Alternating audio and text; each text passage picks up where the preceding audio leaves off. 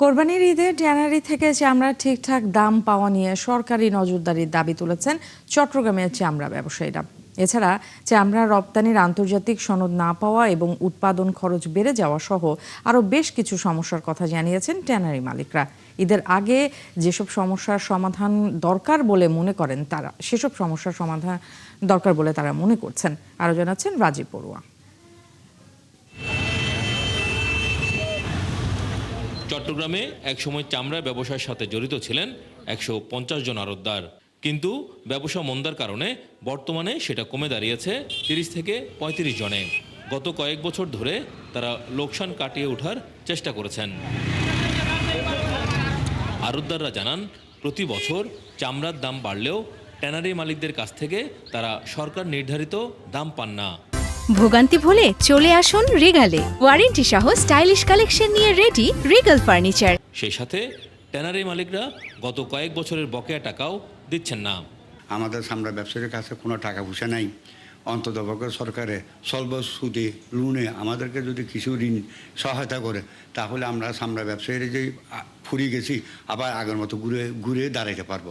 মাননীয় প্রধানমন্ত্রী তারেক রহমানের কাছে অনুরোধ, আমাদের টাকাটা যেন পাওয়া যায় এবং চট্টগ্রামের যে ট্যানারিগুলো যেগুলো আছে এগুলো যেন সচল হয় এবং আমাদেরকে আড়ত করে দেওয়া হয় সরকারিভাবে, আমরা চামড়া রক্ষা করতে পারি। প্রায় 15 কোটি তো 18 কোটি টাকা আমাদের বকেয়া ট্যানারের কাছে এখনো পর্যন্ত রয়ে গেছে। যতটুকু প্রয়োজন ঠান্ডা খাতে আমাদের টাকা যদি ওখান থেকে না পায় তাহলে এখানে তো আমাদের বিঘ্ন ঘটবেই। ট্যানারি মালিকরা বলছেন, বেশিরভাগ ট্যানারির আন্তর্জাতিক সনদ না থাকায় চামড়া পণ্য রপ্তানি কমে গেছে। অন্যদিকে জ্বালানি তেলের দাম বাড়ায় উৎপাদন খরচ বেড়েছে। লেদার আছে, সব কিছু আছে, কিন্তু কমপ্লায়েন্সের জন্য আমাদের ব্র্যান্ডেড কোনো কোম্পানি এখানে আসে না। তো ঢাকার যে সেন্ট্রাল ইটিপি যেটা আছে এটাকে যত দ্রুত কার্যকরী করবে তত বাংলাদেশের জন্য মঙ্গল আর কি।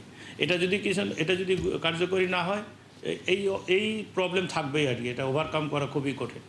আর ব্যবসায়ী নেতারা জানান, বিভিন্ন মন্ত্রণালয়ের সমন্বয়ের ঘাটতি ও অব্যবস্থাপনার কারণে চট্টগ্রামে একটি মাত্র ট্যানারি টিকে আছে। আমাদের টোটাল চামড়া শিল্পকে আমরা অবহেলার চোখে দেখেছি। বিশেষ করে আমাদের বাণিজ্য মন্ত্রণালয় এবং শিল্প মন্ত্রণালয়ের পক্ষ থেকে চামড়া শিল্পের উন্নয়নের ব্যাপারে এ পর্যন্ত কোনো পরিকল্পনা আমরা দেখিনি। অনেক বিদেশি বিনিয়োগকারী পর্যন্ত এই আমাদের চামড়া শিল্পে বিনিয়োগ করার জন্য রেডি আছে। বিষয়টা হচ্ছে এরকম, আপনাকে টোটাল একটা গাইড নেন, সরকারকে এটাকে রেডি করতে হবে। এবছর চট্টগ্রামে 4 লাখ চামড়া সংগ্রহের লক্ষ্যমাত্রা ধরা হয়েছে। লবণযুক্ত প্রতি বর্গফুট গরুর কাঁচা চামড়ার দাম ধরা হয়েছে 57 থেকে 62 টাকা, আর ছাগলের চামড়া প্রতি বর্গফুটের দাম 25 থেকে 30 টাকা। রাজীব বড়ুয়া, 71, চট্টগ্রাম।